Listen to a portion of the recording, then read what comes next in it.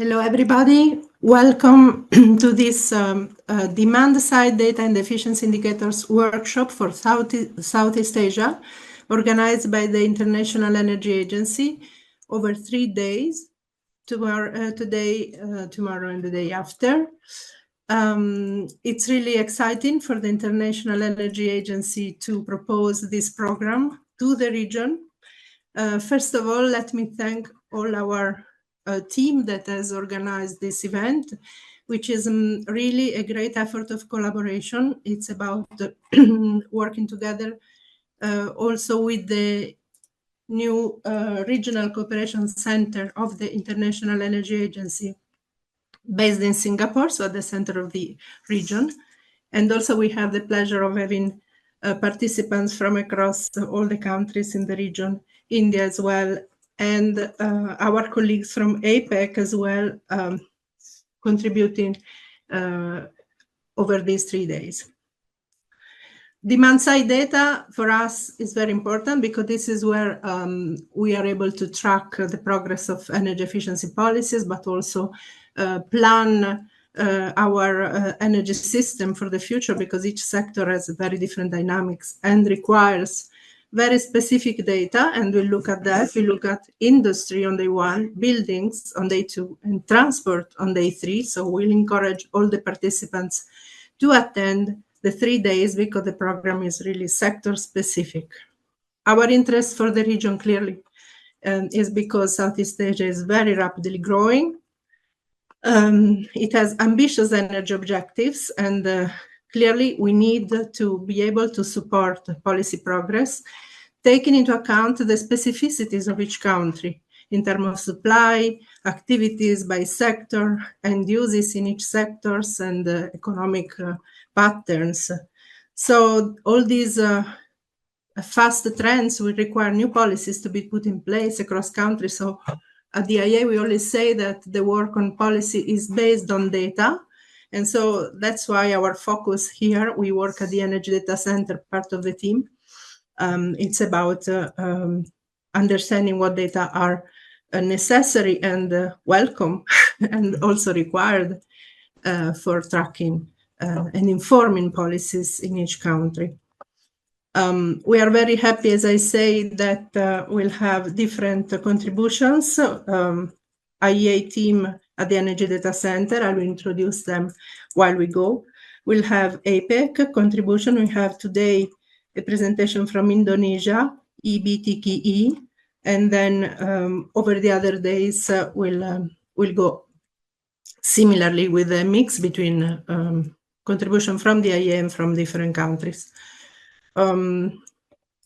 This training is part of our broader program of capacity development. We have other training activities, in particular on statistics. We have twice a year training in general energy statistics. I think the next is in October. So we'll have March and October 4 days of energy statistics, but there are training also in other activity. Maybe Natalie, you can mention the efficiency modules over the different regions in the world. I think we would like to welcome interactions. So question and answer sessions are dedicated really to your questions, your comments, and we'd like to really to hear from you after we discuss the main topics. And I would like really to thank everybody, the Singapore-based center. I'm actually happy to give the floor to Natalie Kauf from the Regional Cooperation Center of the IEA to give us some welcoming words. Thank you. Thank you, Roberta, and thank you everyone for joining today.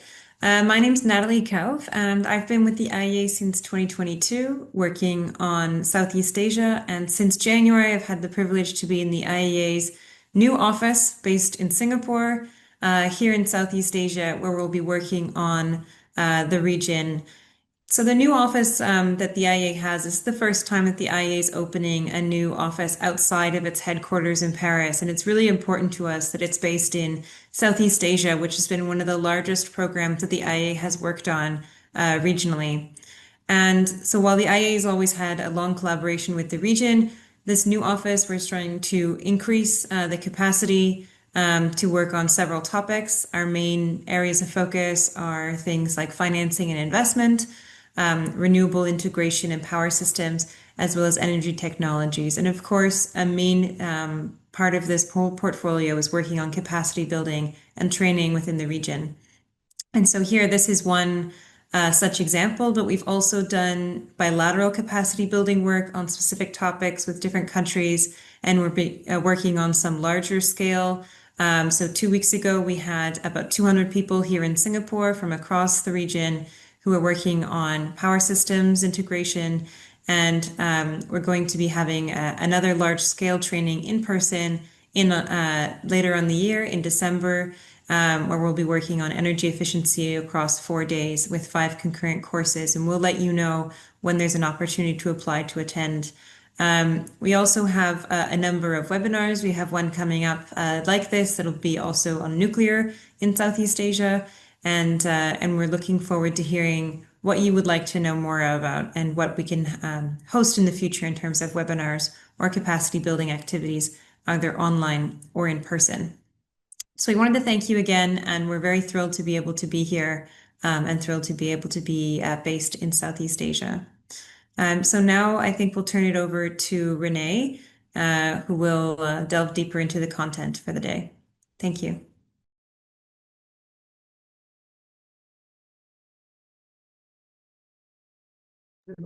Okay.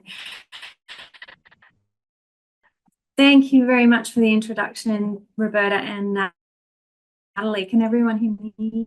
Okay, thumbs up from Natalie might help. Confirm. No? But everyone's frozen on my screen. Oops. That means okay. We see one. You see it? Okay, I'm hopefully going to share my slides here and sharing those now. So thanks very much. So I have the pleasure of introducing what the importance of demand side data and energy efficiency and indicators are for policymaking today. My name's Renee Stevens, for those who I haven't met. I'm the Energy Efficiency Policy Analyst in the IEA's Energy Efficiency and Inclusive Transitions Office. And so I am lucky enough to focus my work on Southeast Asia, so it's great to be here with you today. So to begin with, in the next 10 minutes, I'm going to provide a bit of an initial orientation on the importance of demand side data and energy efficiency indicators for the industry sector. And I'm going to explain what the terms mean and really what's the value in collecting this information, and to show a little bit of how this can be helpful for us as policymakers. Today we're focusing on the industry sector. It's a really important sector for Southeast Asia. As was mentioned by Natalie, you know, there's a real diverse mix of manufacturing activities in the region, and it's an expanding manufacturing hub. So this expansion is driving energy demand. This is a really important topic for us today. Globally too, we see that the industry sector is really important. It amounts to around 40% of final energy consumption globally. So it's a good sector and a fitting one to start with today, I think. And really what this session is about is being able to clearly understand how to quantify energy data and energy efficiency. And that really helps us as we figure out ways of working to improve energy efficiency for this sector. So diving in, here's a little explanation of side data and really what we're talking about here. So essentially it represents the energy consumption and activity data for end use sectors. And so oftentimes we will group data into families according to sectors. So that could be for the building sector. Today we're talking about the industry sector data, and you can look at transport data and then, you know, other sectors also. But buildings, industry and transport are oftentimes the main groupings that we look at data in. And usually when we're looking at energy consumption data, I mean, it can vary how we look at it and how we define it, but oftentimes we're looking at it on a per annum basis. And we can look at energy consumption according to fuel type, and certain units are used to define what energy consumption is occurring. So here's some common ones on the screen: kilowatts, joules, tons of oil equivalent. These are typical ways that we might look at defining energy data. Activity data is something that varies by category, and this is really about quantifying what was achieved with the energy that was consumed. And so it's about quantifying the service that was delivered or the value that was generated. And this combination of energy consumption data and activity data, that's what enables us to quantify energy efficiency, and together they indicate to us how energy efficient an activity subsector or a sector is.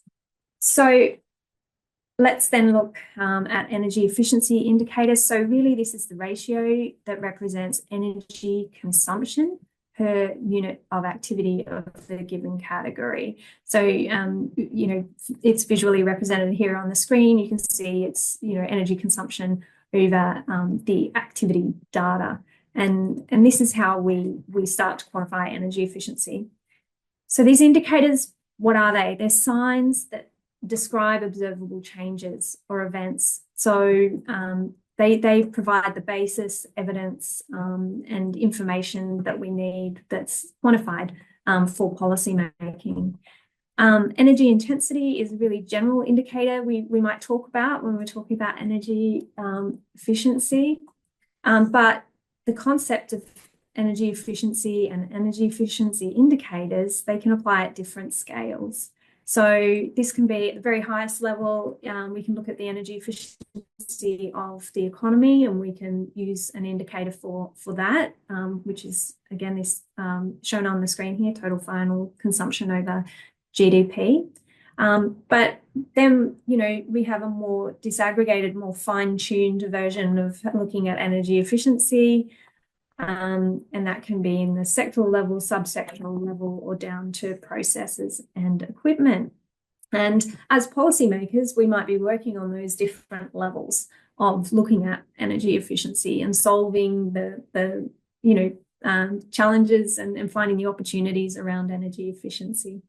And so this is all about the data and how we define at those levels. And at the end of the day, once we have quantified information and data that help us to understand energy efficiency, that is incredibly useful for tracking how change occurs over time and the effectiveness of what we're doing, and for making comparisons also. And again, that's at those different scales, both very high level and detailed. And so demand side data is really vital for effective policy making. It's incredibly useful for us as policymakers. It supports data-driven policy, essentially. So in terms of policy development, data like this can be used to identify the current situation and trends, the energy consumption, and what's happening with energy efficiency. And it can highlight the problems that need solving or the opportunities for improvement, whether that's new policy, updated, or strengthened policy. And it can be used to establish that baseline of performance and then set targets and objectives around that baseline. And then in terms of monitoring and enforcement, again, it's incredibly useful and important. We can track the situation of the policy that's in place. And we can identify progress and evaluate success of a policy over time. And also that leads us to being able to refine and know, you know, how to target our interventions and refinements. And that includes with tracking our objectives and then shifting the objectives over time. So here's an example, I suppose, at the very highest level of what can we do with energy demand side data, sorry about that, demand side data and energy efficiency indicators. So at the very highest level we can track, and the IEA is tracking, the energy efficiency of the global economy and how it's changing over time. So at COP28, nearly 200 to collectively double the average annual rate of energy efficiency improvements by 2030. And we're looking to see a global energy efficiency improvement of 4%. And so the IEA has an online energy efficiency progress tracker that enables this tracking of progress at the global, the regional, and even country levels. And we're hoping to build on this tool over time, including, to dive into information for different sectors, including the industry sector. And this is a really high-level example of how demand-side data and energy efficiency indicators culminate in useful policy tools. And so diving a little deeper into the industry sector, we can use demand data and energy efficiency indicators to track progress on energy efficiency for the sector at the national and regional level. So here we see the average annual rate of improvement in industrial energy intensity for the Asia Pacific region from 2010 to 2019. And we find that Asia Pacific's rate of improvement was just under 2%, and that there is variation in the industrial energy intensity progress for different countries. And at the national level, it can be really helpful to compare, how my country is tracking compared with the historical regional average. And that tells us something about where we might want to aim in future with our energy efficiency targets. And then one final example before I hand it over. So let's look a little deeper into the sector. So when we have information like this information on ASEAN's light industry sector, we can begin to see where we might want to, again, target our policies and what we might like to focus on. Here we can see the white dot there shows that the ASEAN's light industry sector is around that 7-8% mark of total final consumption in ASEAN. So you can see that it's something that's definitely worth looking at as a policy issue. And then you can see sector by sector what share of energy consumption is happening across the subsectors there. And so you can see, okay, well, if we're going to prioritize, let's look at food and drinks, let's look at textile and leather, et cetera, et cetera. And so this concept applies on country by country level also. And so, yeah. There's just a couple of ways in which we use data. It can be helpful for informing our policy decision making and setting targets. And I think without further ado, I'll hand it back to Roberta. Thank you very much. Thank you very much. This is an excellent presentation, excellent introduction about the importance of industry data. Even your last slide shows how it is important to collect data sector by sector in the industrial consumption. And we know that this is not always easy. It also shows the importance of using data for tracking policy. We are very proud of this energy efficiency tracker that the IEA has set up, and including contribution from the Energy Data Center. I didn't introduce myself. I'm Roberta Quadrelli, Head of Section, the Energy Data Center, and very proud now to move to presentations of the Energy Data Center as well to complement this policy introduction. We have Agnieszka Kosielniak, who is leading the unit on energy efficiency data, and Thomas Elgozi, working on energy efficiency and the demand side data. Presentation is on the demand side energy data in the industrial sector. Thank you, Agnieszka. Thank you. I hope you can see my presentation. Yes. Just waiting hands up from my colleagues here. So good afternoon to you all, and thank you for joining us today to discuss the demand side energy data in the industrial sector. My name is Agnieszka Kosielniak, and I lead the team responsible for energy demand side data and efficiency indicators here at IEA.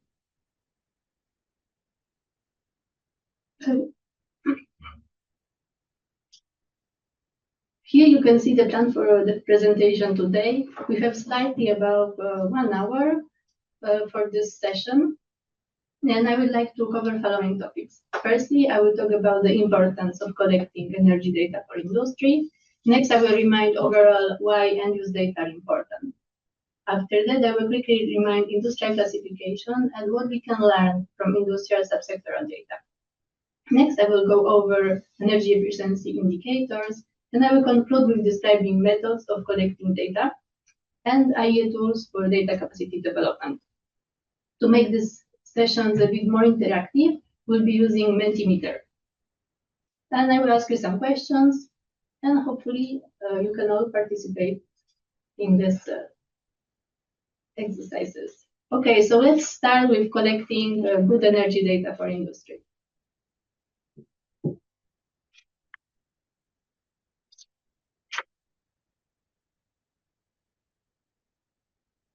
Industry is a key sector simply because it concerns all aspects of our lives.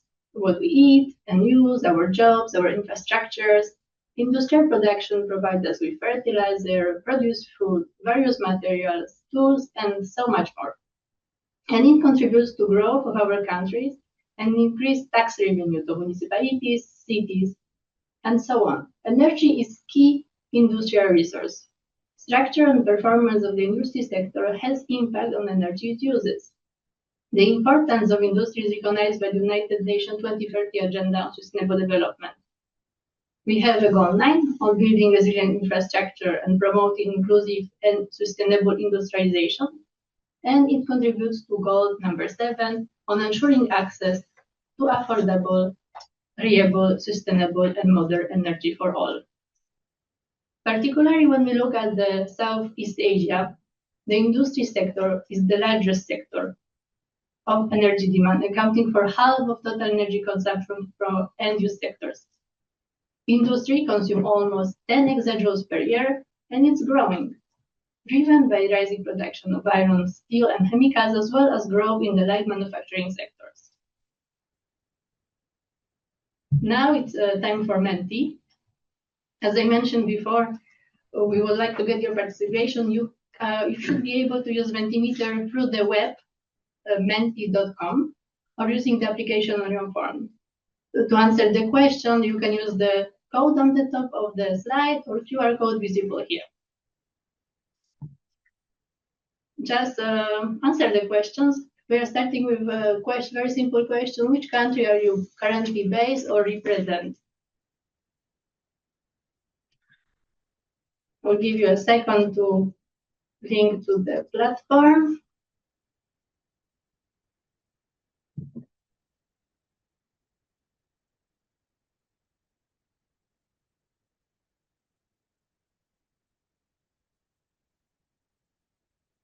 We see Malaysia, Indonesia, Philippines, Thailand, Singapore, Japan, France, Republic of Korea, Cambodia.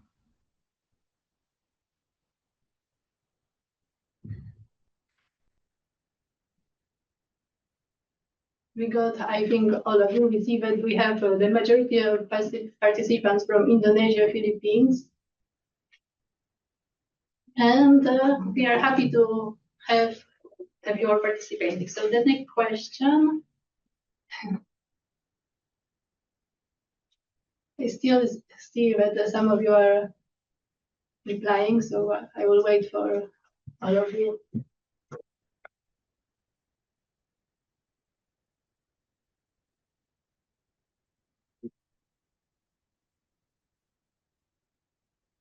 Perfect, thank you so much.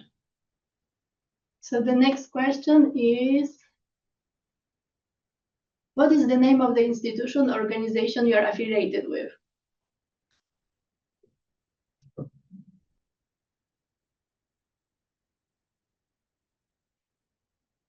IESR, Energy Commission, APERC, ICE, Energy Commission, Self-Employed, ASRA, DOE, APERC, Department of Energy,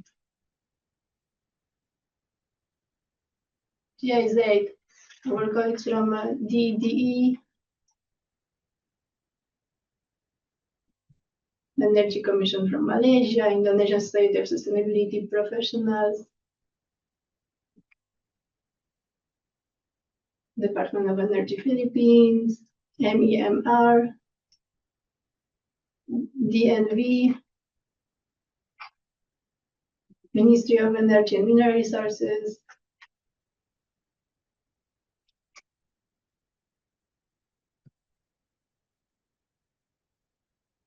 so we got here a lot of different institutions, a very good mix of participation. We are happy to have you all here. So now let's come back to my presentation. It was just a warming up slides to make sure that everything works well. So let's move now to why end-use data are important. First of all, obviously, by providing detailed insight into energy consumption, demand-side data enable policymakers, researchers, and industry stakeholders to make informed decisions, track progress, and implement effective strategies. By revealing shifts in usage patterns, the data also help assessing the impact of policies, technologies, and consumer behavior over time. Reliable demand-side data also enables bottom-up modeling work, allowing more accurate projections of future energy needs and a robust assessment of energy transitions. Detailed demand-side energy data coupled with activity data enables the development of energy efficiency indicators that track energy efficiency progress and measure improvements over time. Improvements of energy efficiency reduce the need for energy, reducing the energy cost and increasing the competitiveness and profits. Detailed indicators can help identify areas for energy reduction within the production processes. These indicators can be used for assessing and setting up and monitoring policy targets, as my colleague Rini presented earlier today. Thanks to all this detailed data, one can, for instance, decompose the energy consumption trend into drivers and isolate the variation in energy efficiency from other factors which impact energy consumption, such as economic structure and physical or economic activity. For instance, for Japan, we see that efficiency gains overcompensated the growth of activity that is value added. This is key to track the impact of policies, for instance. Here, the result from the decomposition analysis over the whole Japanese economy over the past 2 decades. The final energy consumption in Japan in 2022 was just above 10,000 petajoules, with saving almost equal to 3,200 petajoules. It highlights how much energy has been saved only thanks to efficiency improvements. Here, these gains mostly came from industry and services. Now let's look how to classify the subsectors and products. As you probably know, a country overall energy situation can be presented as an energy balance. The mix which display flows and products, and it's divided into 3 sections: supply, transformation, and final consumption. In the columns we have energy products, and in the rows we have flows. In energy balance, you can compare products since they all are reported in the same unit. The last column, total, equals the total of all columns. This format allows to quickly compare the contribution each fuel makes to the economy and their interrelationship for the conversion of one fuel into another. Here, in this workshop, we will focus only on demand side, which looks at the second and third block of the matrix.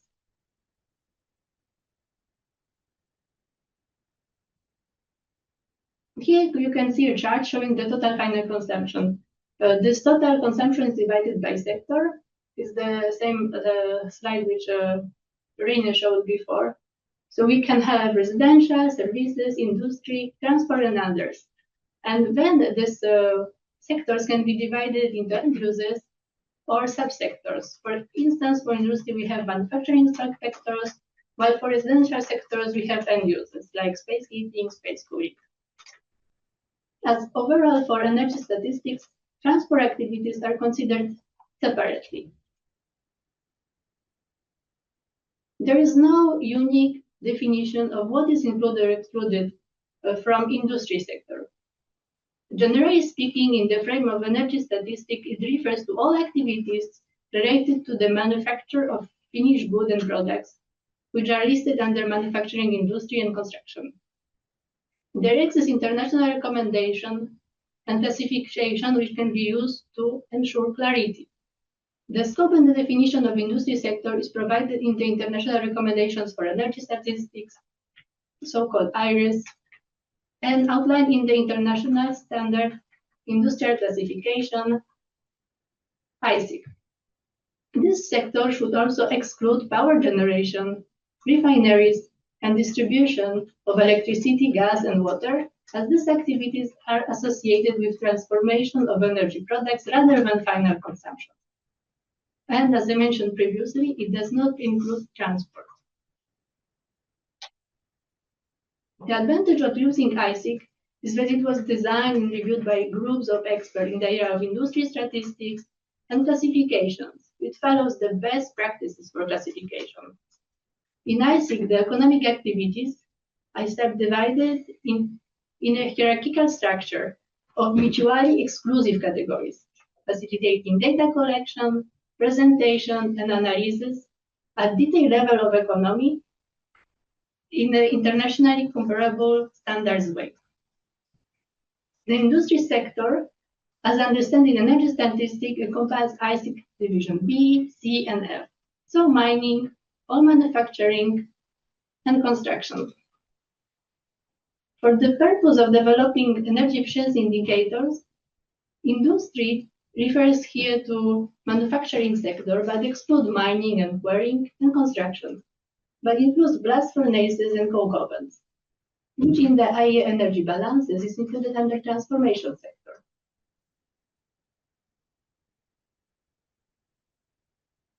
The disaggregation level depends on the data available. For example, while in some countries information may be available for the overall category pulp, paper, and printing, in countries where this industry subsector is important, more disaggregation by type of pulp and paper may be available. As a result, the pertinence of indicators developed at this level will be highly dependent on the level of information available for each subsector.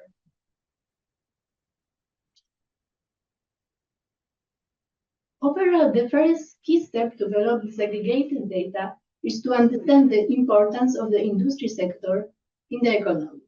Then data by industrial subsectors are required to assess where and how energy is used, and where the greater potential for reducing energy consumption may be. The decision which industry should be prioritized for the development of in-depth data should also take into consideration the importance of the industrial subsectors within the country economy, the potential of saving from this sector, and the data availability or potential to obtain the data.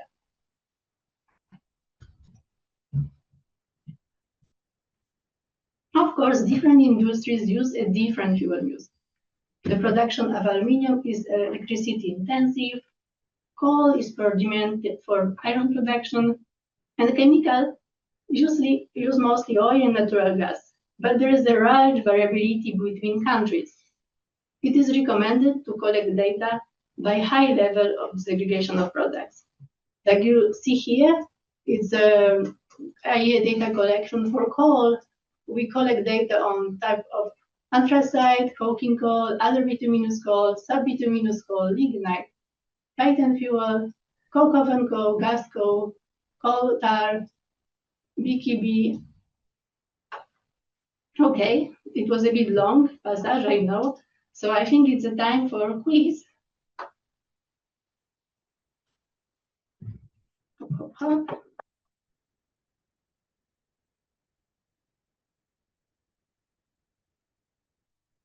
What is the largest energy consuming sector in your country? As mentioned before, you can use the same code as before.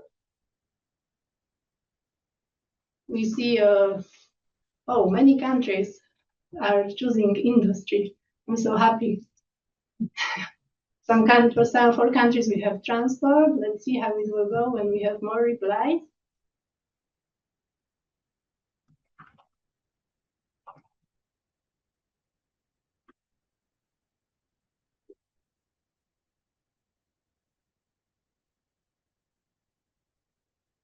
Definitely, industry is winning. 27 participants against 10 for transport. And I'm happy to see that nobody replied, I don't know. Okay, we got 43 replies. I will give it a couple more seconds.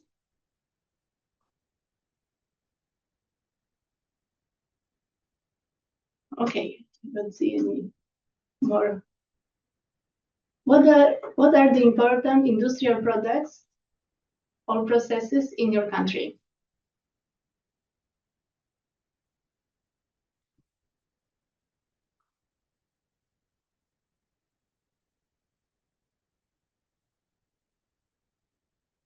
Steel and iron, cement, wood, steel, pulp and paper, palm oil, data center, textiles, semiconductors, petrochemical,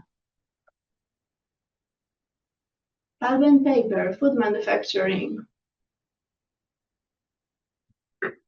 garments, textile, machineries and equipment, ammonia, heat process, nickel, chemicals, refining,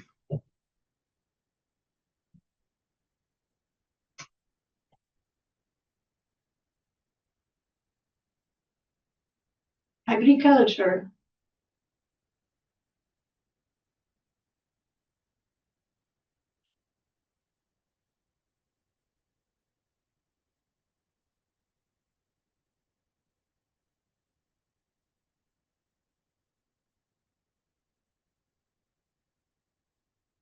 mining, I see finance. Okay, perfect. Thank you for your participation. The last question in this part, oh, I still see some people replying. Just wait a second. I see metal and constructions were added. Perfect, thank you so much. The next question is, what is the main energy product used for the industry sector in your country? Here I didn't put the option, I don't know, but I put the others in case if you want to use one. We have coal, a lot of people choosing coal, some electricity, gas, oil.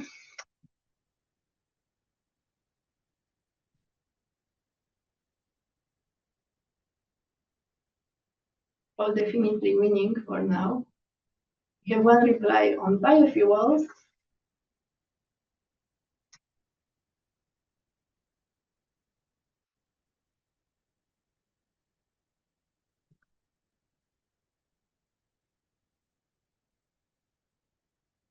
Okay, we got 35 participants, very nice. Coal, 23 participants, electricity, 13.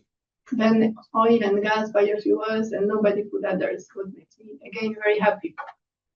Okay, let's come back to the presentation.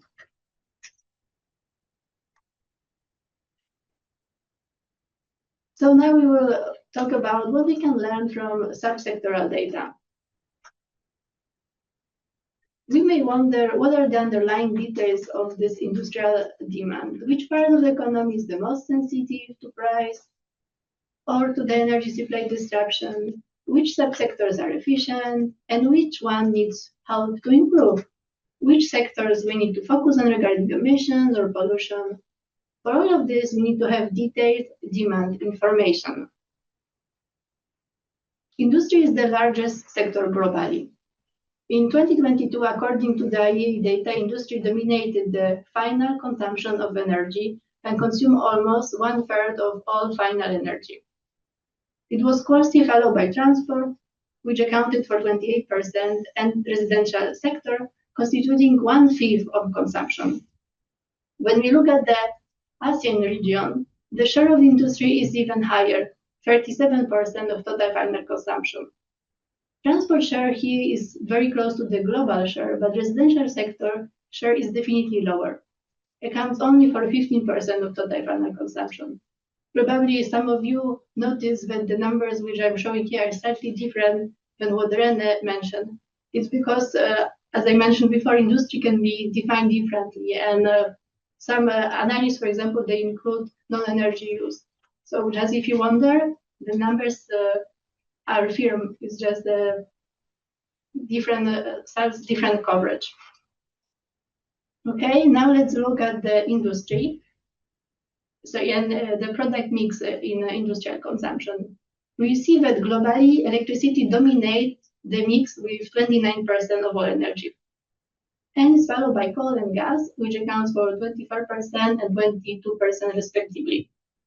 Oil, biofuel, and waste and heat account together for 25% of the global mix. When we look at the ASEAN region, we see that coal dominates the mix, accounting for more than 1/3 of all energy. It's followed by the electricity, which accounted for 1/4 of all energy. And then we have almost the same amounts for gas, biofuels, waste, and oil.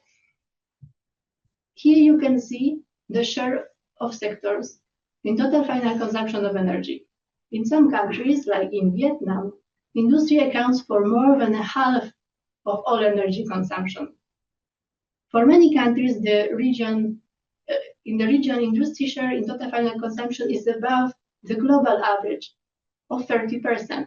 So we have, for example, Vietnam, but as well Indonesia, India, Singapore, Malaysia, Thailand, Cambodia.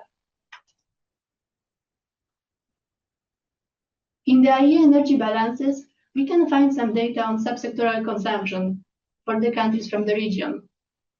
We see that, for example, for Brunei and Singapore, has very large chemical and petrochemical sector, while non-metallic minerals are important sector in Pakistan. In the orange brownish color, here you can see that the share of industry, which is not specified for the countries, is very significant. For some of the countries, it's basically all consumption in industry. So it definitely shows the important data gaps which could be addressed.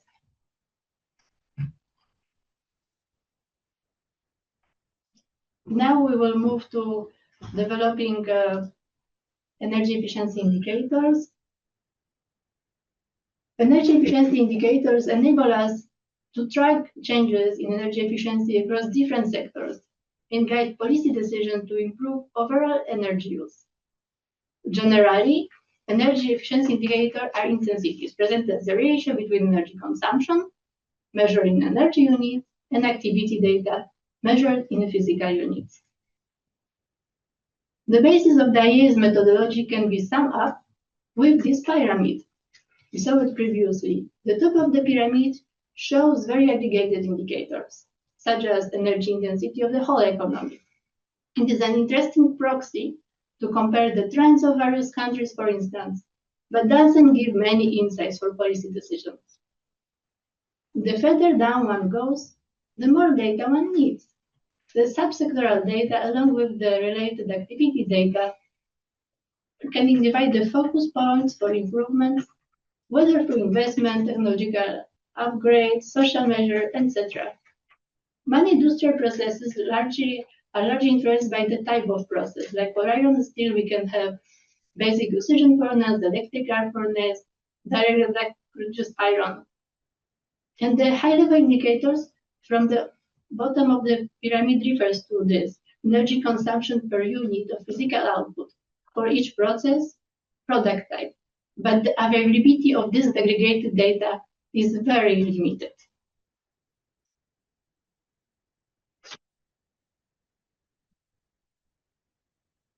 Here you can see the data needed to build indicators on subsectoral level. So we are looking at the middle block of the pyramid. We have basic metals, with ferrous metals and non-ferrous metals. We have paper, pulp and printing, chemical and petrochemical products, non-metallic minerals, textile and leather. Building energy efficiency indicators in industry can be done in various ways using these two types of data.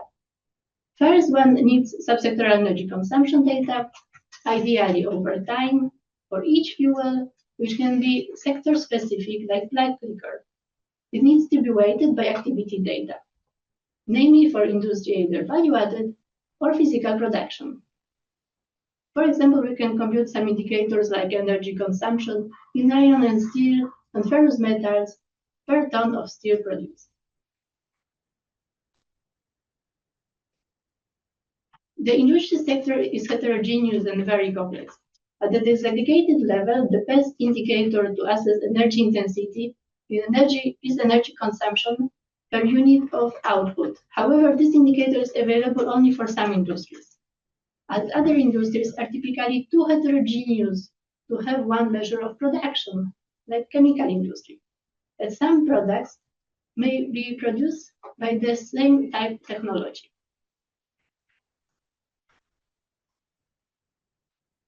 Here you can see a comparison of two countries, Poland, where I am from, and New Zealand. Polish industry sector is based on basic metals, non-metallic minerals and chemicals. In New Zealand, food dominates the industry energy industry use, and basic metals constitute an important share. We can see that for New Zealand, a large share of industry consumption is not assigned to any of the subsectors. Now let's look at the subsector and their energy mix. While Polish basic metals are mostly consuming coal, in New Zealand the sector is based on electricity. Now let's look at chemicals. New Zealand uses almost uniquely one product, gas, when in Poland we see mix of all products. Here again are the shares of energy consumption, but with the share of value added, helping identify once more where policies can focus. We see that the machinery subsectors brings more value than in energy consumption. So it has a lower energy intensity than the whole industry sector. On the other hand, basic metals or paper and printing bring less value and are more energy intensive. As I mentioned before, the physical output is the other activity data that can be used to derive energy efficiency indicators. Here for iron and steel, we can use the physical production quantities of crude steel. We can track the improvements and impact of various shocks. For instance, the 2008-2009 crisis drives an intensity increase in several economies. Overall, the energy industry sector has two types of indicators. Per value added, which requires harmonized value added data, using, for instance, deflator and purchasing power parity. But they are good to compare sector, countries, and follow trends. And per physical output, which requires careful methodology, especially on the trade of intermediate products. But they are helpful to avoid currency issues, and they are excellent at the plant level or to track technology deployment. Now again, it was a bit long, but there is quiz time.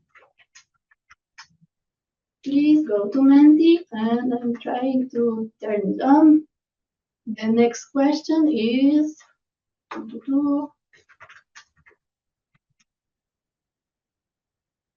in few words, what is energy efficiency?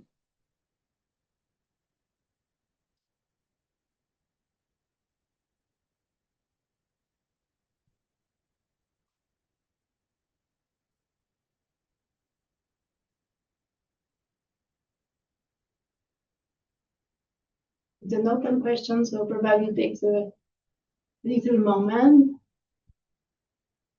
We have using energy efficiently, less consumption than output. We have input by output, optimal use of energy for same output,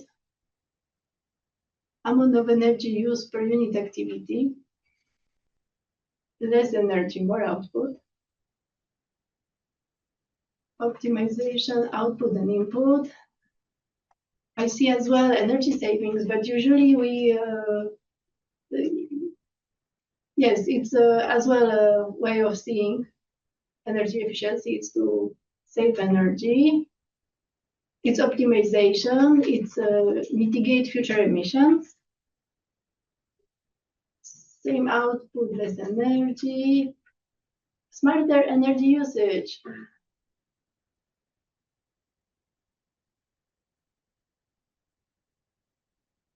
Energy that can be conserved. I'm not sure if it's the way how we at IEA see energy efficiency. We don't want to just conserve energy, we want to get or more output with the same energy, or we can have the same output with less energy, or we can want to have more output. We can have more energy, well, more, we can use more energy, but we get more and more output. So it's not as well about the reduction of our needs. Using less energy produce same output. Less consumption for use some output, okay? Very well. 39 participants. I think it's stabilized a bit. So let's go to the next question. It's what is energy efficiency? If we consume less energy to provide the same output, if you consume same energy to provide more output, you consume less energy because of change in output, you consume less energy and provide less output, or none of the options.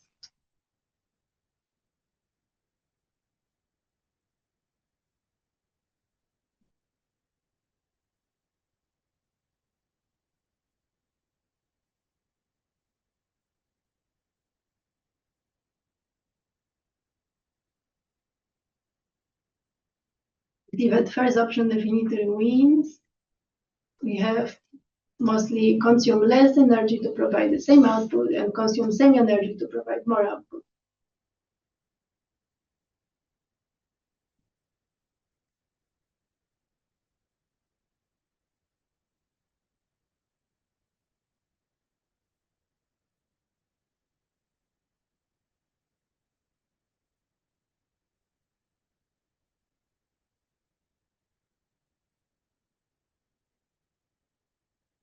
Okay, I think 38 participants, we're almost getting this.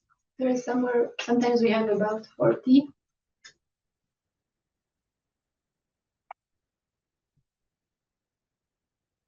Just 40, okay. Let's see. So yes, you are right. The correct answer, there were first to consume less energy to provide the same output or consume same energy to provide more output.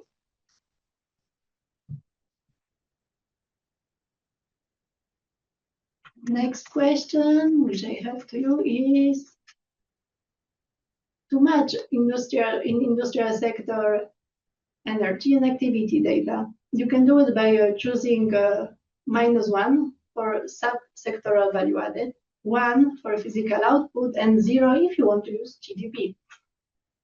The sectors are iron and steel, manufacturing, cement, and chemical and petrochemical.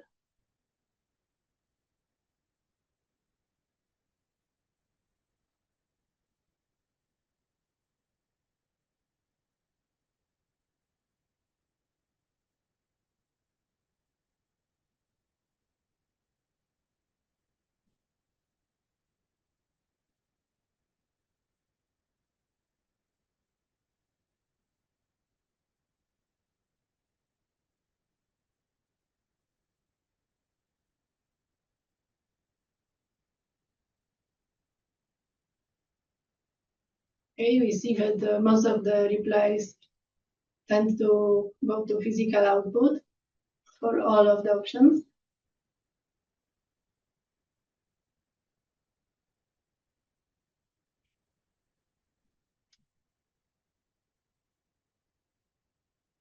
Even for tricky sectors like manufacturing and chemicals and petrochemicals.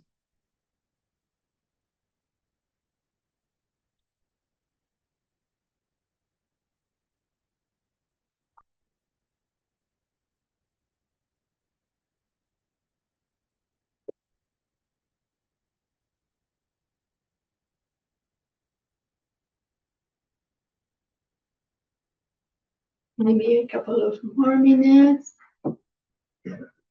We got 34 participants, 36.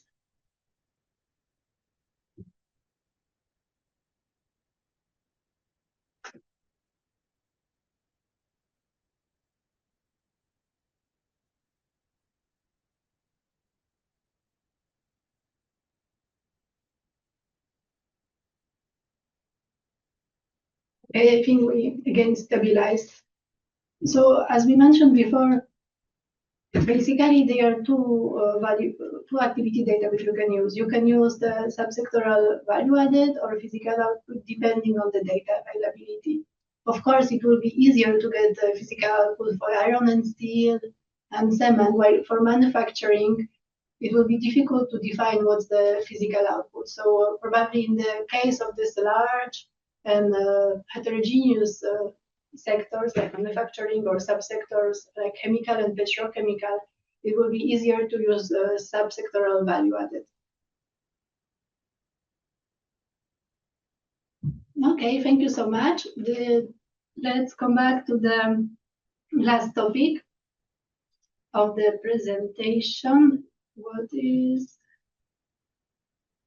methods of collecting data?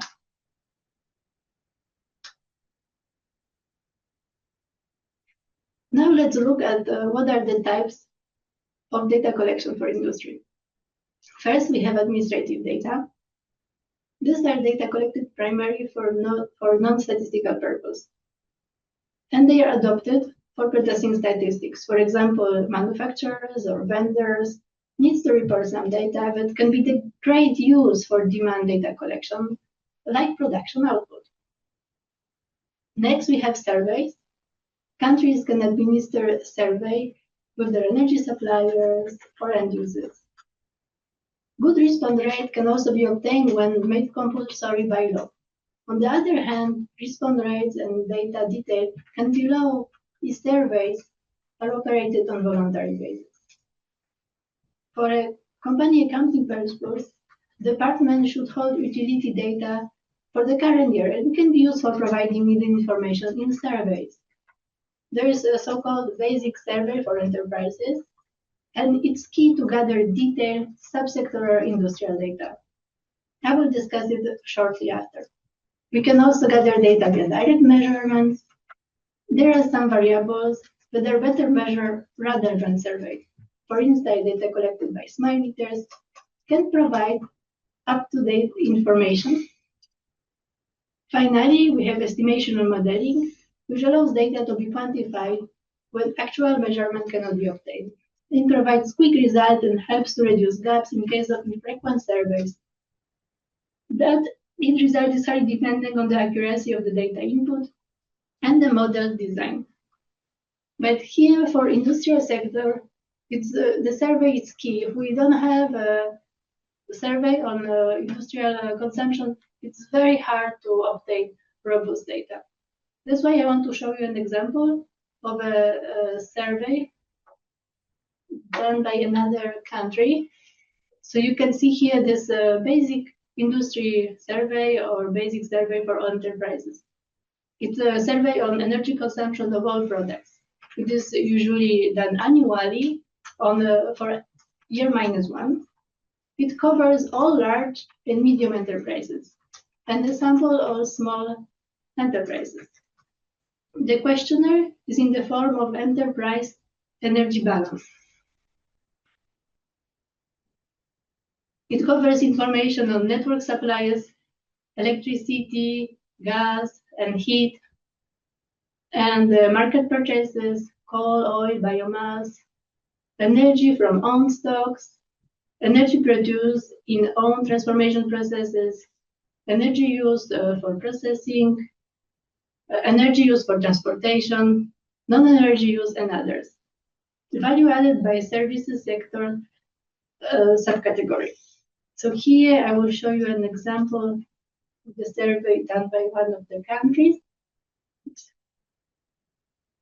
As you see here, we have detailed products like electricity, anthracite, coking coal, other bituminous coal, and then we have what is purchased on production, sales, stocks, and total consumption, of which we're interested in the column for other energy purpose.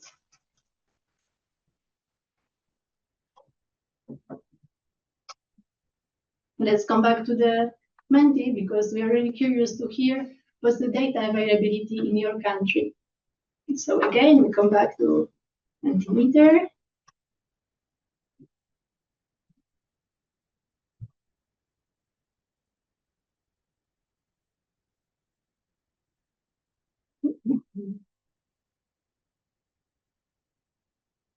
Does the government and industry endorse the collection of end-use data in your country?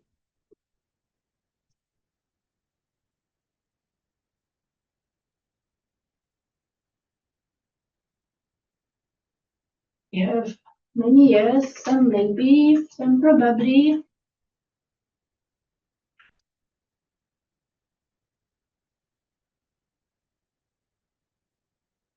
Getting more reply yes. One participant said no.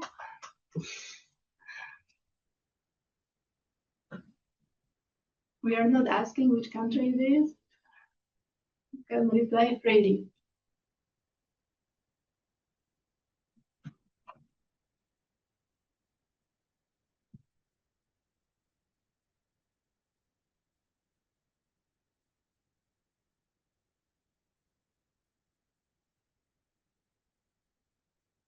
The majority of the participants said yes, what is very good news for us.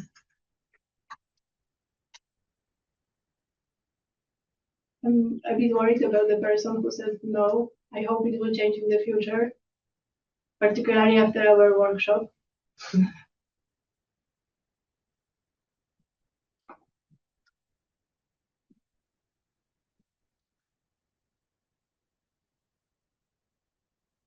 Okay, let's go to the next question. Which sectors in your country has the most robust and disaggregated energy demand data?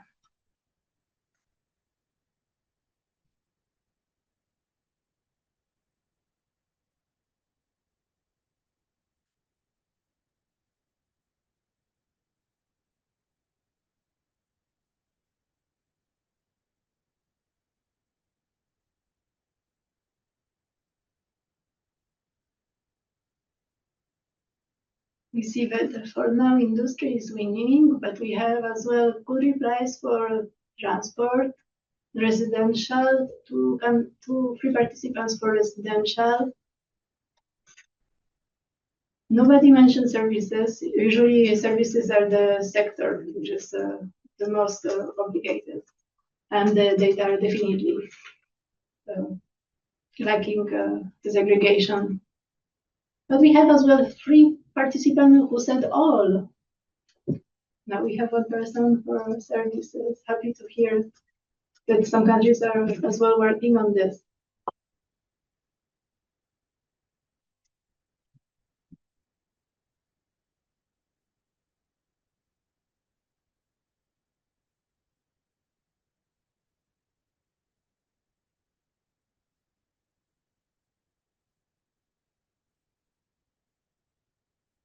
Okay, we almost got to the 40 participants which are usually participating. Anybody else wants to have their answer?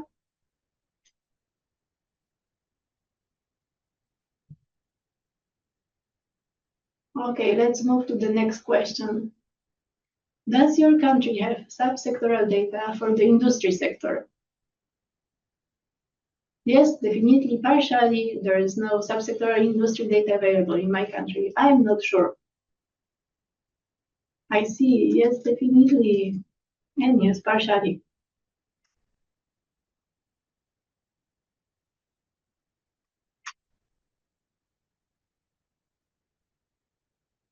The participants said that there is no subsectoral industry data available in their country. Many replies on partial data availability, but 9 participants, they have definitely good data for subsectoral data in the industry.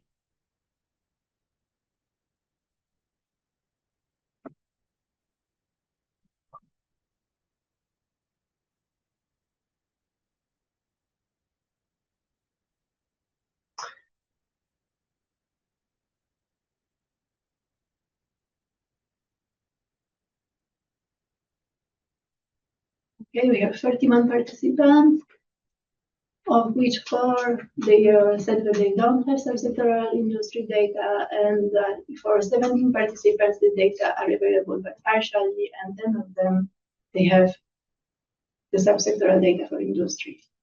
So the next question is, does your country have industry process specific data? So this one, when you look at the pyramid, it's the bottom level, so the very limited, according to our experience, very limited information.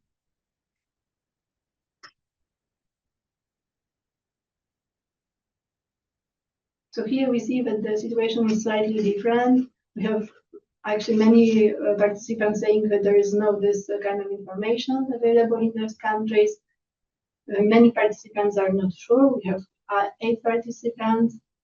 Only 2 said that yes, definitely, and 1 participant said that yes, partially.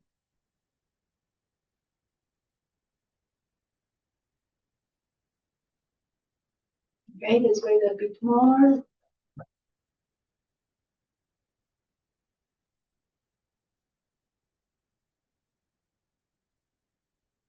I see still getting more replies on this. Two replies, not sure, no industry process specific data. But I want to assure you that this data are really complicated to obtain, even for our countries, for OECD countries, which are obligated to provide us this information. Usually they are not able to split by processes.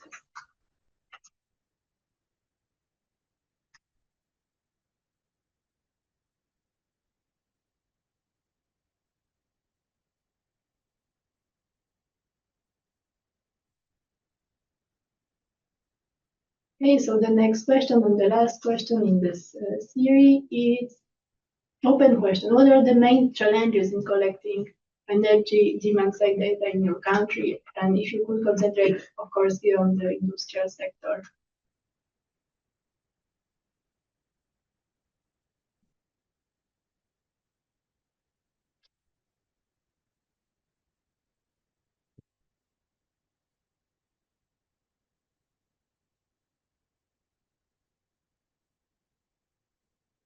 Accuracy, first reply.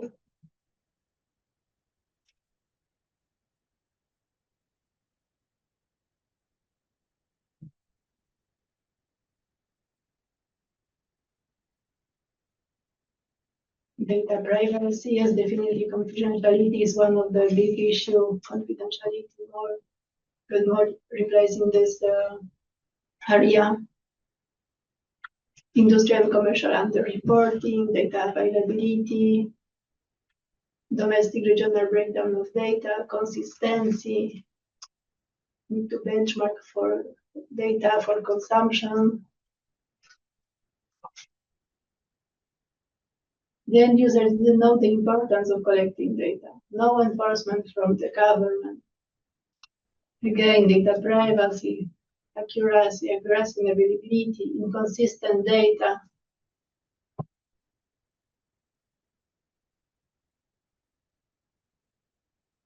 One participant mentioned that what is very challenging is the demand by activity level, example in households, availability, inconsistency of data, again, accuracy, bureaucracy, availability.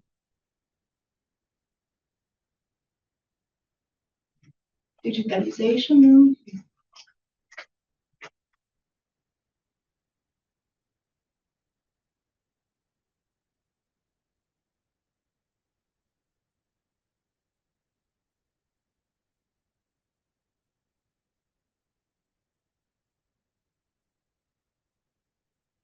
Yeah, so definitely among challenges for collecting the news data in industry sector is data confidentiality, which many of you mentioned, like lack of standardized data collection methods, high cost of data collection and processing, low response rates, fragmented data, lack of regulatory requirements, and so on. It's really important to get the policy support for collecting this data. That's why we are happy to organize this workshop with our policy colleagues, and we hope that this message will go Okay, thank you so much. Now let's move to the last part of the presentation.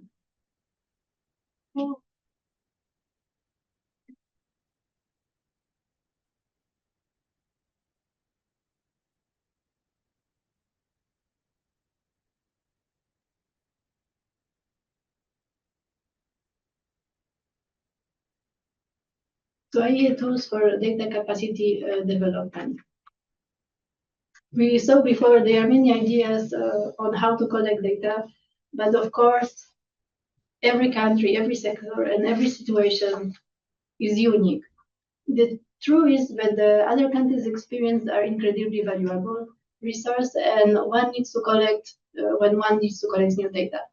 This is why IEA gather online numerous data collection practices. They're available here. You can access this database by the link.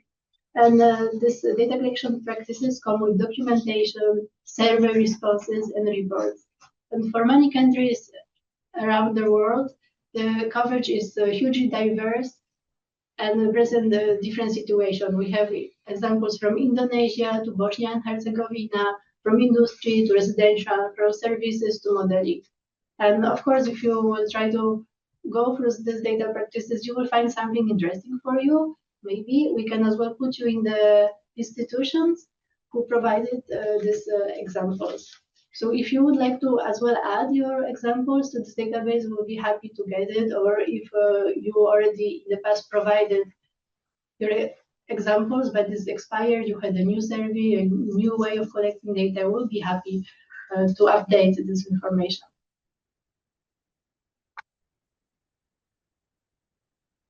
Too fast. So IEA as well prepared manuals. You can see here we have the energy efficiency indicators, fundamentals of statistics. It's a manual which is designed to show guidance how to collect the data needed for indicators and how to build the indicators. It as well includes this annex on the different practices from around the world, and it's accompanied by another manual, energy efficiency indicators, essentials for policymakers. This one is designed more to provide guidance to develop and interpret indicators. We have as well two online courses which are linked to these manuals. They are available on elearning.iea.org. If you would like to take the course, you can just subscribe. It's a self-paced course. We all know that developing some data requires planning and a strategic approach, but it also requires enabling governance framework, resources and infrastructures, skills, effective data management, innovation, and dissemination. Therefore, the IEA has developed this guidebook to support countries in the development of national roadmaps to strengthen their energy data capacities. This guidebook describes the key components of energy data system and provide the recommendation to strengthening them. We noted that this framework was particularly useful for countries who wanted to perform an assessment of their full energy information system, example during in-depth policy reviews. We can go to the conclusion. It's the end of my presentation. So first of all, of course, by providing detailed insight into energy consumption, demand-side data enables policymakers, researchers, and industry stakeholders to make informed decisions, track progress, and implement effective strategies.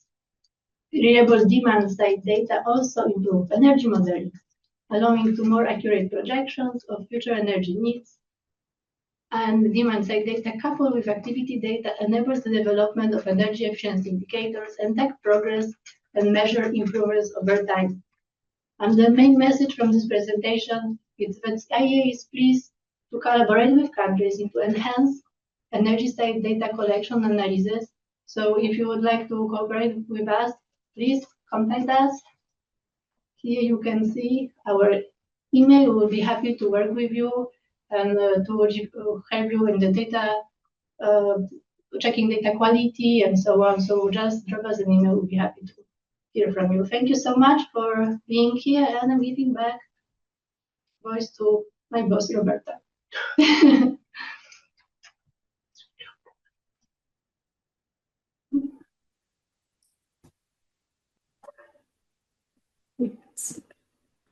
Thank you very much, Agnieszka. This was an incredibly rich presentation, and I'm sure there are so many different possible points of discussion.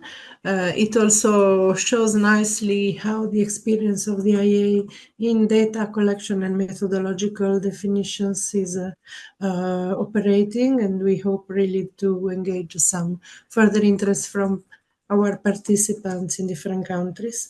We are in perfect time. We have a 10 minutes Q&A slot. Some questions were in the chat box. Thank you very much. And so maybe I'm inviting my colleague Thomas to run this Q&A session, starting probably also with the questions that were already answered for Agnieszka, or if there are others, we would like really to hear from you, even verbally, if you want to express your interest in commenting or adding, especially what is the experience at the country level in this industry data collection and reporting. Thank you. Thomas?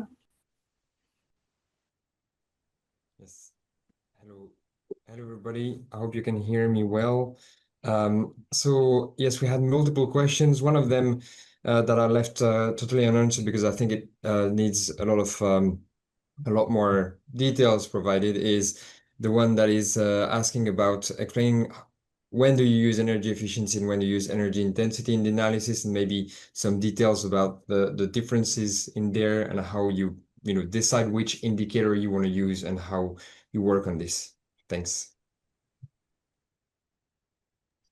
Okay, that's an excellent question. Thank you very much for this, Thomas. So as we showed, you remember the pyramid which me and my colleague we showed before.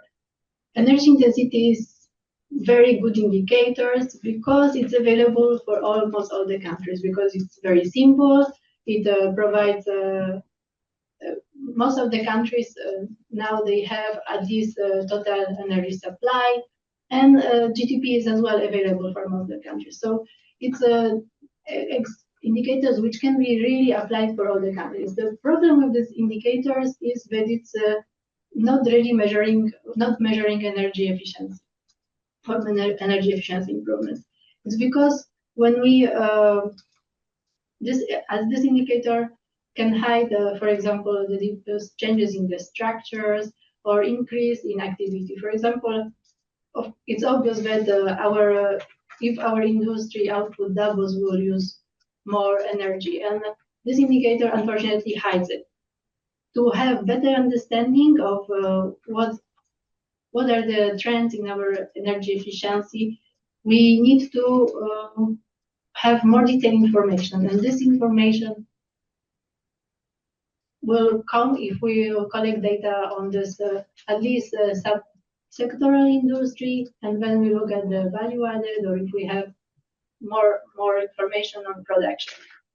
Of course, we can as well, if we have this rich information, we can make the decomposition, which we showed in the slides, and thanks to this, we can really isolate this part of energy efficiency improvement. Thank you, Thomas. I hope it helps to reply. Well, I do hope it helps as well for our attendees. We had another question which might require a bit more explanation. I replied very quickly on text, but a user wanted to us to explain how we collect the data and how we ensure the accuracy of the data set. I quickly answered on the fact that we use both questionnaires and some desk research, and that we have several layers of checks on consistencies to ensure that the data is robust enough. But if you want to maybe complete a bit on this one. Yes, so as Thomas mentioned, at the IEA we have end-use data and energy efficiency indicators questionnaire, and we collect this data through this questionnaire from OECD member countries and other countries who are willing to cooperate with us. So this is the way how we can get this information. However, This questionnaire gathers information both on energy consumption and activity data. And sometimes for the stakeholders who we are dealing, it's difficult to gather some of the information. So to reduce the burden, we as well take data from other sources, like OECD has a very good data on detailed value added, or other institutions like World Steel or FAO, they already gather information on the steel production or paper production. So if the country is not able to provide this information from their office, we'll use the secondary data sources. Then once the questionnaire is sent to us, we process the data. Of course, the processing of energy efficiency data is a really complicated process because we look both on trends, we look at the consistency between different data, we look at the trends are similar, or how the trends compare to between activity and energy consumption. We as well compare the data which we get against the data available in the other data sources. And of course, I need to mention here that we cooperate with other institutions like Eurostat, APEC, and sometimes we get information through these organizations. I hope it replies the question. Thank you. And maybe one last question, which was just asked now. The question is, stakeholders seem not really to want to share their data to research or outsiders, which we hear a lot about. And you mentioned it in the Menti about confidentiality issues and so on. And the user asked, I would like to hear from you how we can get the data from those public and private sectors, and maybe you can relate this to the legal framework that can be sometimes put in place in different countries on the data collection from various institutions. Yeah, it's a very good question, and I think it's not easy to reply because, of course, all the countries have a different legal arrangement, different institutional arrangement. But what we think it's really crucial for industrial energy collection is to have this basic survey for enterprises, where we collect data from these big and medium-sized companies, and it's important that this survey is obligatory. So this need for collecting this data needs to come from a higher level. They need to be a need to have this information in the country, and it must be supported via different entities. Of course, it's very complicated if there is no will to have this information in the countries. We understand, of course, the survey is it can be costly, and there are certain barriers to implement this survey. But from our experience, this is basically the only way to have robust industrial data. If we just try to obtain this information from modeling, it can be really misleading because, as we saw, industry is very heterogeneous. Different countries has very different share of subsectors, very different densities, very different processes. That's all what I wanted to say. Thank you. I think now, due to the time, we should hand over to our close the Q&A and hand over to our colleagues from APEC. Thank you very much.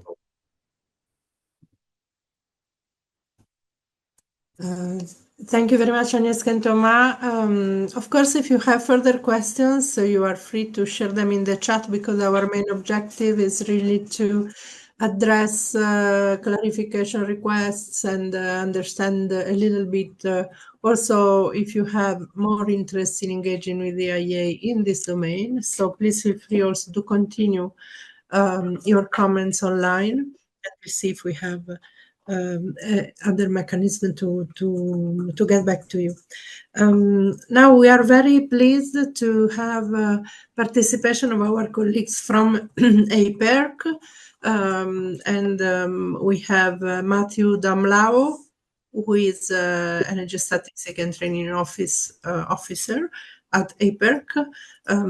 We have a very close collaboration with APEC in terms of data across all its domain of energy statistics, and this is consolidated for the IEA for many, many years. So it's important to really operate in synergy, and that's why we also work together in engagement and outreach events. So many thanks, and glad to give the floor to Matthew for this presentation on your own work in the industrial sector.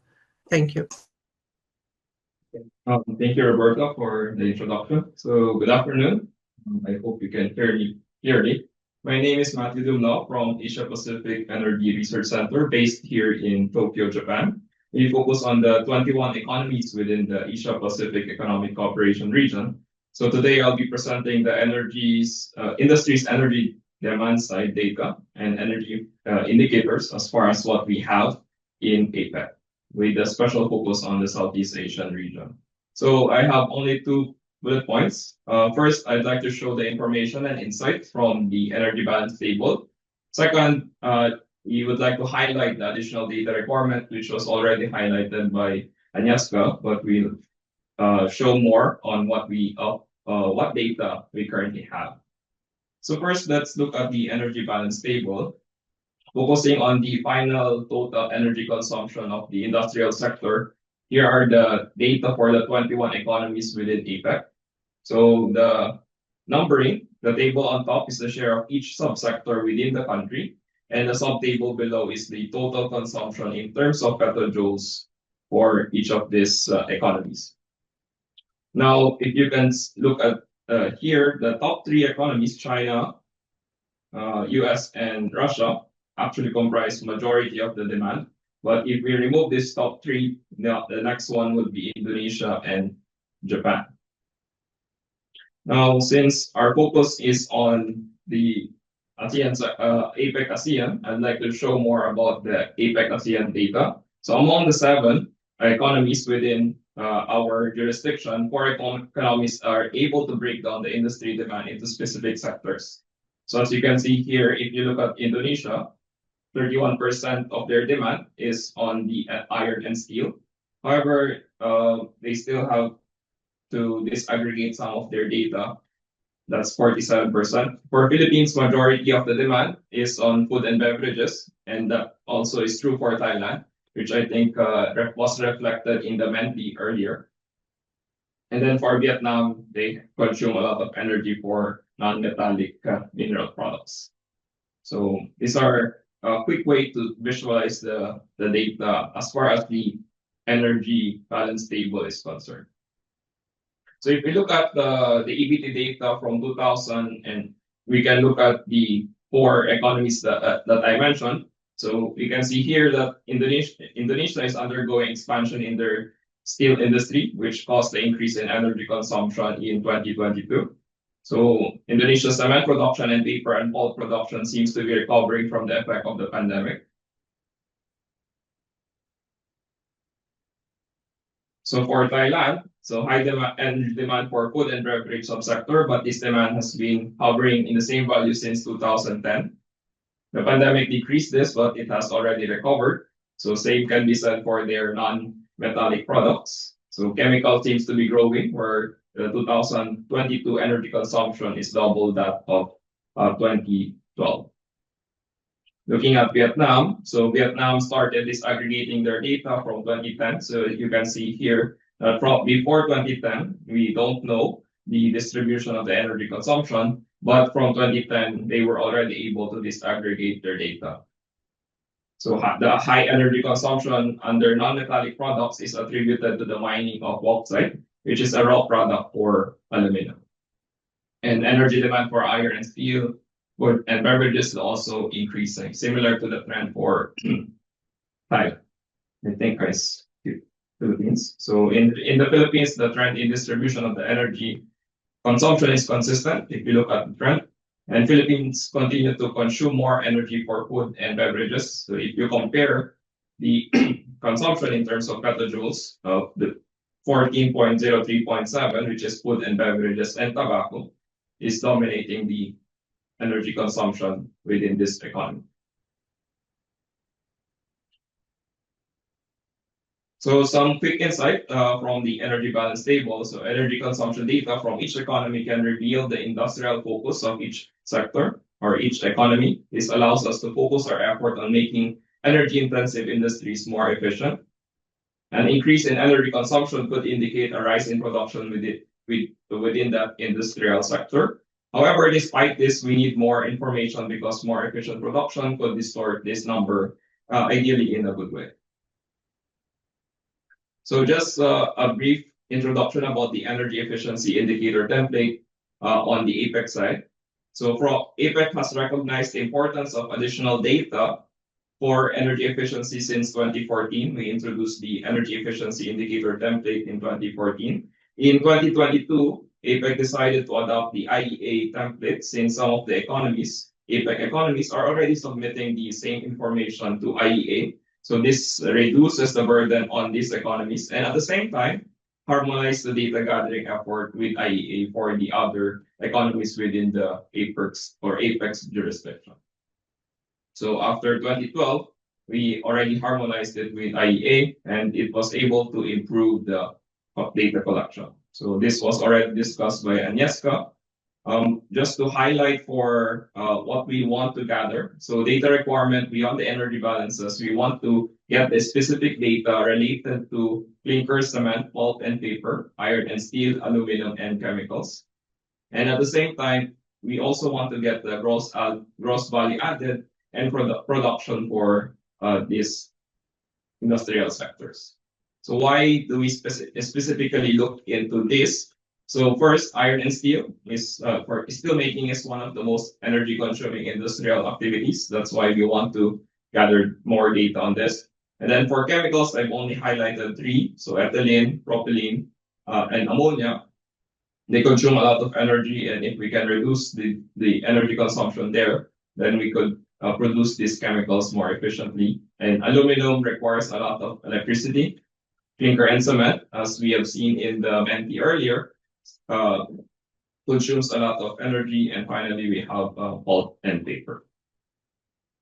For an example of a complete data, let's look at Japan. So this is the data shared between IEA and EGADA. So in contrast to the EBT or the energy balance table that I presented earlier, this one is more specific for each of the industrial sector. And we want to be able to get the corresponding value for the gross value added. And of course, we want to know the production so we can compute for the energy indicator.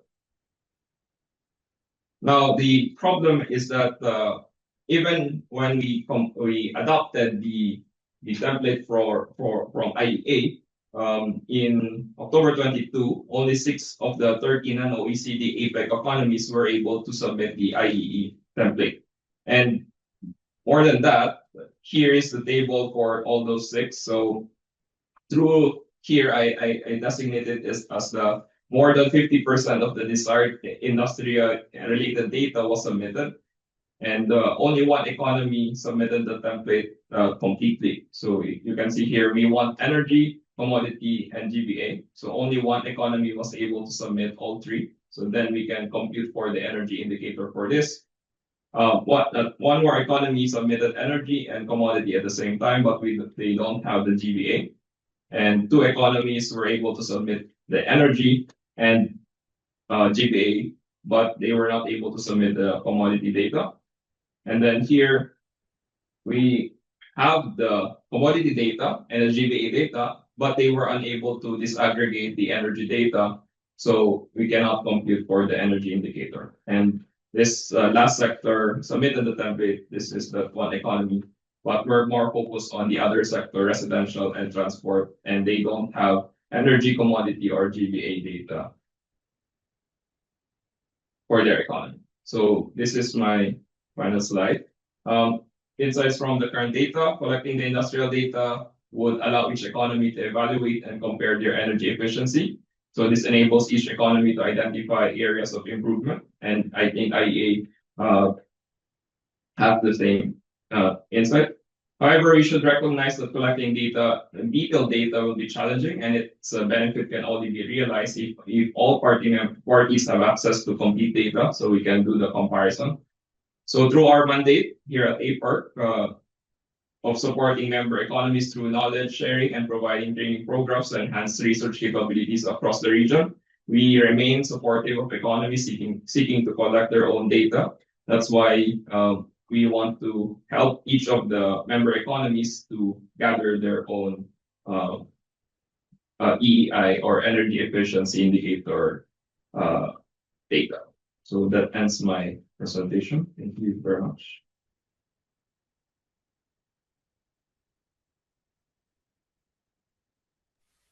Thank you very much. Thank you very much. Very much. Sorry, we are having.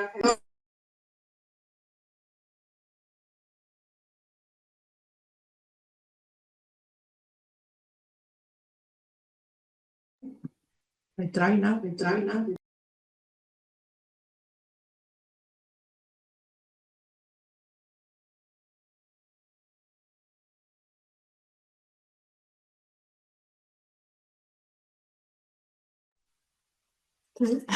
Sorry. Yes, this was an excellent description. Thank you, Matthew, of your activities in the region. And we are very pleased to have this collaboration and sort of similar type of data collection so that our common members don't have to replicate the work. And we are insisting on the most important themes of the end-use data collection. And thank you also for introducing the other sectors, which we'll look at more in detail tomorrow and the day after. If our participants have any comments in the chat or questions, please go ahead. We have possibility to respond. But in the interest of time, I would move to the next presentation because we are reaching the end of this afternoon. Good afternoon. So we have the pleasure of having Mr. Primaldi Anugrah Utama, who is the Energy Conservation Supervisor at Indonesia Ministry of Energy and Mineral Resources. And he will talk to us today about the online energy reporting and management system in Indonesia. Very, very interesting. Primaldi is an Energy Conservation Supervisor responsible for the implementation of energy management practices, and has been contributing to Indonesia energy sector since 2014 through the ministry. His expertise spans energy audits, energy savings verifications, training, and competencies assessment. Beyond his professional role, he collaborates with the SESP UI research group to develop decarbonization modeling for hard-to-abate industries. So thank you very much, Mr. Primaldi. The floor is yours for the presentation. We are very excited. Please be reminded that we are getting to the end of the workshop, so your time is up to 10 minutes. Thank you. Okay. Thank you, Roberta, for introduction. So I have only 10 minutes, so I will briefly share our Energy Conservation Information System program, or we call it a synergy. This platform embodies our vision that will inspire, that embodies our vision that effective energy conservation require a synergy among stakeholders. Hopefully this sharing maybe will inspire new ideas and collaboration. So first of all, for give you an overview, maybe this energy sector remain our most significant contribution to greenhouse gas emission. So as outlined in our enhanced national determined contribution, the energy sector must reduce more than 300 million tons of CO2 by 2030 through strategic policies. Energy efficiency stand as crucial pillars with a potential to mitigate more than 40% of a total emission reduction target. Since 2019, Indonesia have consistently met its annual emission reduction target driven by a growth in renewable energy adoption and efficiency improvement. And then for the strategic policy, we already regulate about mandatory of energy management by adjusting consumption threshold across 5 energy consumption sector like energy provider, industry, building, and transportation. This regulation enhance accountability and streamline efficiency strategy in this sector. In 2024, we have 300 companies report their energy management activities, collectively saving 20,000 gigawatt hour of energy and cutting costs by 11 trillion rupiah. Looking ahead, we revise the threshold to unlock additional saving like a 10 million tons of oil equivalent by 2030, and half of that saving from industry sector. So this in industry, the threshold is more than 4,000 TOM must be conduct energy management. What the scope is: appointing energy managers, formulate energy efficiency program, implement energy audit periodically, implement recommendation from energy audit, and linear with this seminar is to reporting their energy consumption to Ministry of Energy and Mineral Resources. So this is our website, Sinergi. We aim to provide a one-stop solution for energy conservation, information, and management.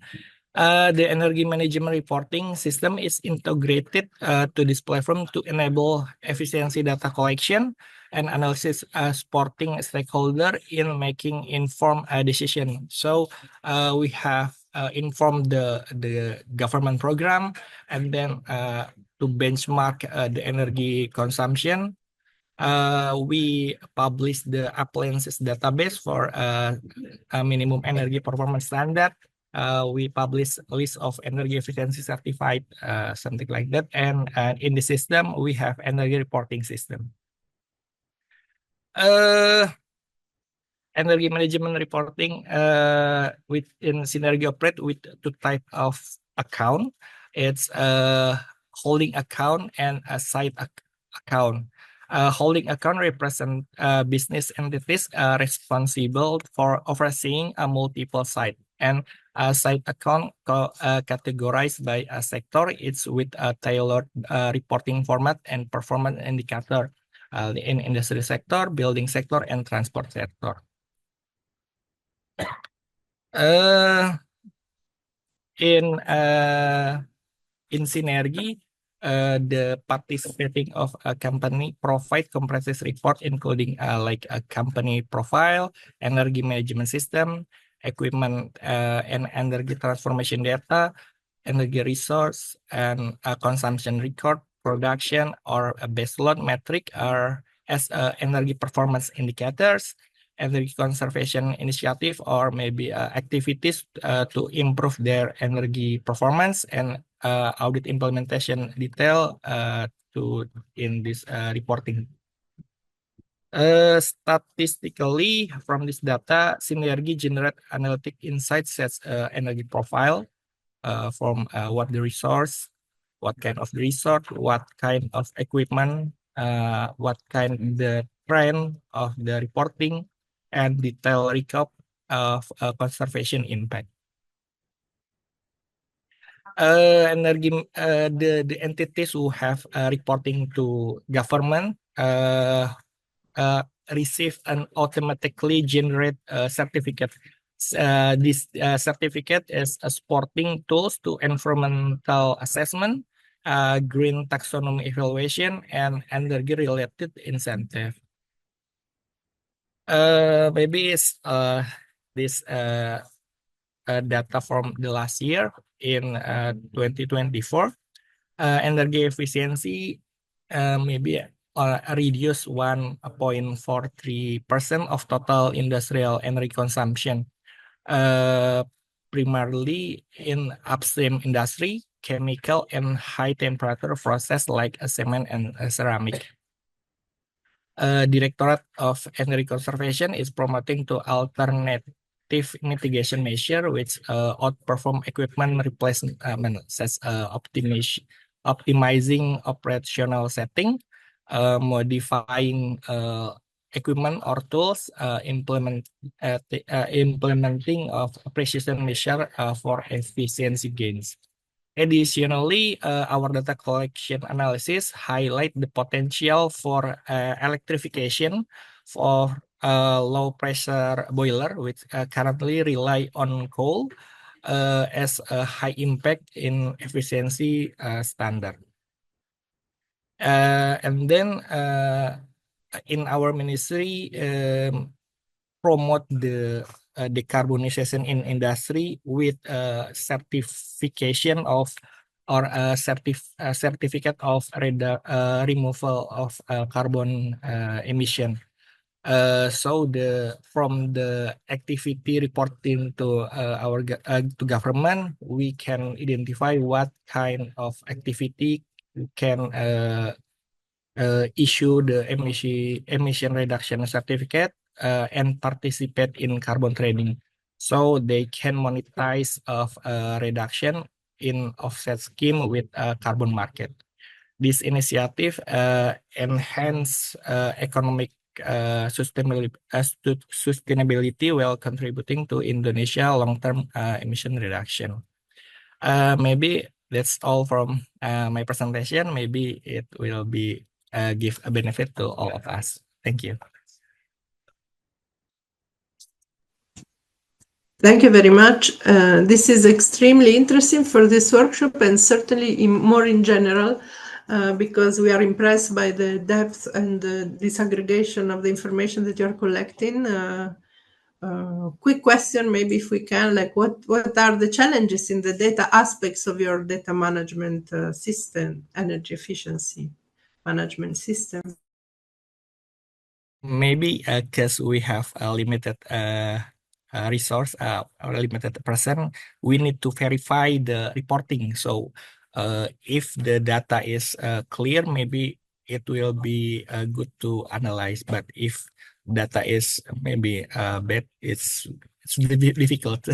We need to reject the data, and the industry need to revise the reporting, I guess. Thank you very much. So I hope that we'll have opportunities to work together more closely with you on this area of data collection for Indonesia, because it's very, very important. I don't know if any participant has questions for our speakers. We still have 1 or 2 minutes for our APEC and for Indonesia speakers. In the meantime, I'm reading one question, Edito and colleagues, that came for you in the chat. I don't know if you're able to see it, but the question for APEC is, do you have a specific program or budget to help the stakeholders in acquiring this data? So if APEC colleagues can comment on this, it would be much appreciated. Okay, let me respond to this question. We have a program, which is a training program. So we will just share our knowledge and how to collect the data. So we invite trainees to Tokyo for energy statistics training course, and that's the program that we have. But for data collection, we don't have budget for that. Thank you very much, Edito. And clearly, this is always a barrier for many, many countries, the budget and the finance for data collection. So we are really encouraging our stakeholders to look at opportunities in the decision-making bodies in your countries. And this is typically done by showing the importance of collecting data for policy, for tracking, for managing energy efficiency, and showing that without data, the decision can be very costly. So we have also experiences in this sort of waste of of money if some policies or measures are implemented and designed without the appropriate information. So this is an area to discuss as a whole. We have actually the document that Agnieszka showed quickly. It's called Designing an Energy Statistic Roadmap, and this is really looking at a collection of country examples where we are asking how countries are addressing specific challenges in the broader energy statistics, from the institutional arrangements to the legal framework that was discussed today, very important for industry, to the data collection methodologies, but also to the finance, which is very important in terms of strategies. So we need to think in terms of strategies for data collection. I don't know if there is any more comments. Agnieszka, do you want to have no comments from Agnieszka? Edito, do you want to make a conclusion on your side for follow-up and engagement with the region? Yeah, but we still have 4 minutes. Yeah, thank you very much. And thank you very much for the presentation from Indonesia. And it's very interesting because they're able to quantify the potential savings. So that means they could have used data to arrive at these numbers. So it will be very interesting to know how whether these numbers can be shared, so that in the energy efficiency indicators template. So we would like to get in touch with you, Mr. Grimaldi. So, and we hope to contact you at a later, after this seminar. Thank you very much. Okay, thank you. Yeah. So, yeah, thank you very much, Edith, and thank you for Mr. Grimaldi and all our speakers today, Agnieszka, Tomás, René, Natalie from the Regional Cooperation Center. We still have one nice things to do, which is the group photo to have our souvenir of this workshop. We like to do this to show that we work with all of you together. So if people are comfortable to put their cameras on, we'll take just a screenshot of the gallery. So I'm encouraging the participants who are now in the call to put their cameras on so that we can take some nice screenshot. The more you are, the better. Participants can open their cameras? No. A participant cannot open their cameras. No? Only planners. Yeah. Sorry about this. So this is we'll make up tomorrow. I think we have a similar group of participants, so we can take a screenshot of this group now. But tomorrow we need to understand how to do this. Sorry about this. Okay, so if without the picture, we are welcoming and thank all the participants, all the team, APEC, and speakers from Indonesia. We are welcoming you tomorrow for a nice dive into the building sector, which is also a very challenging one, but exciting as well. So we'll discuss tomorrow and have a nice end of the day today. Thank you very much for your participation. Thank you.